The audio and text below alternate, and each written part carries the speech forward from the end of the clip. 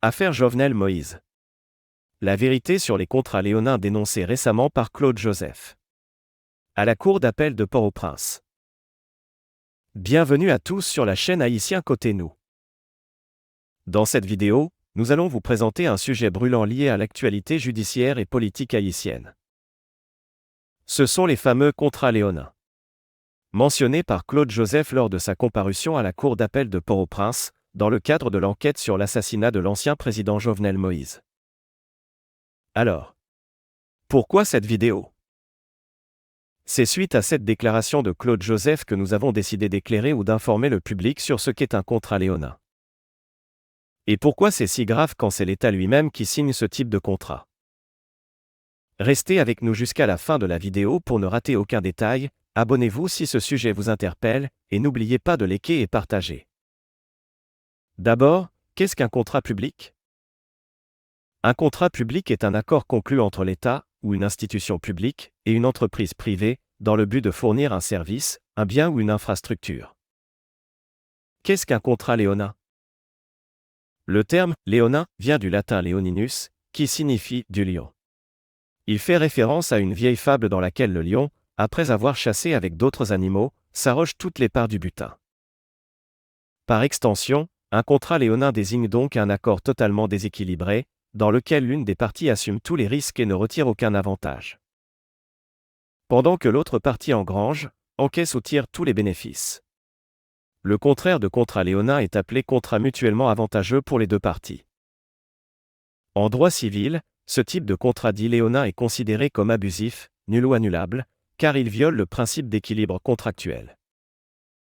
Quand l'État signe ce genre de contrat, ce n'est pas juste une erreur technique, c'est une faute grave contre l'intérêt collectif. Exemple de contrat léonin. Les contrats sont dits léonins. 1. Quand il y a des pénalités excessives qui sont imposées à l'État. 2. Quand il existe des paiements sans livraison effective du service. Vous payez pour le blackout. Un contrat est léonin quand il existe des clauses de résiliation à sens unique. Ou quand il y a absence d'équité dans la rémunération. Ces clauses abusives saignent le pays à blanc. Elles engagent parfois l'État à payer pendant des années, et des années sans contrepartie réelle.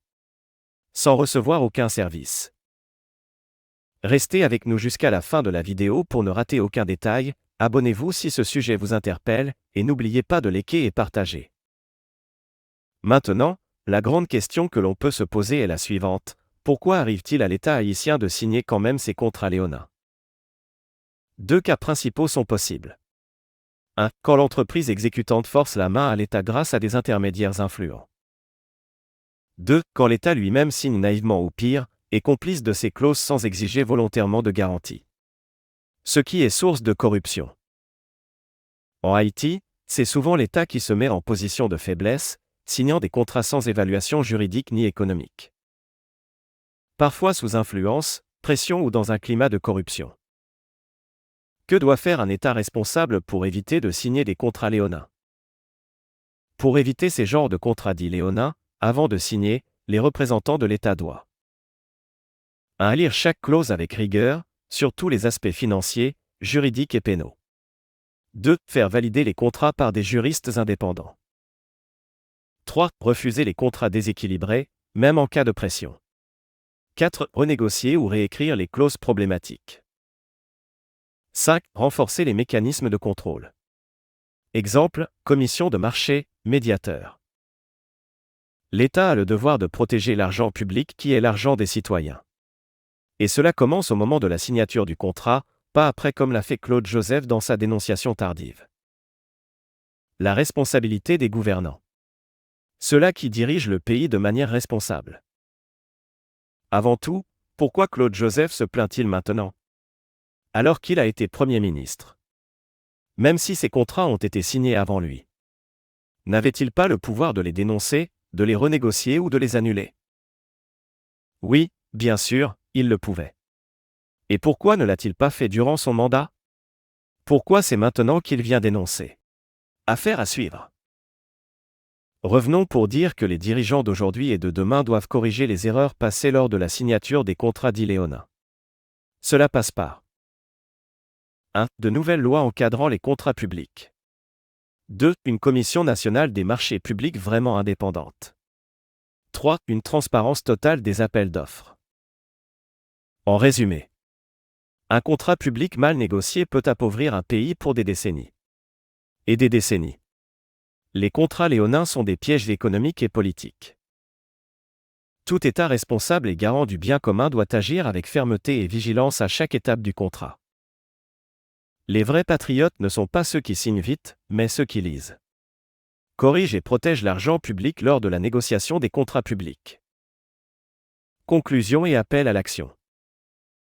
Merci d'avoir regardé cette vidéo jusqu'à la fin. Si vous pensez que le peuple haïtien mérite mieux, alors, abonnez-vous maintenant. Commentez pour donner votre avis. Question.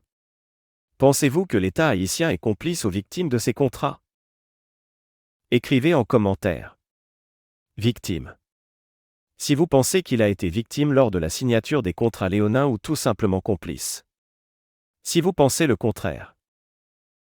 Et surtout, partagez cette vidéo pour qu'aucun futur responsable ne signe dans l'ombre des contrats léonins au nom du peuple haïtien. Thanks for watching.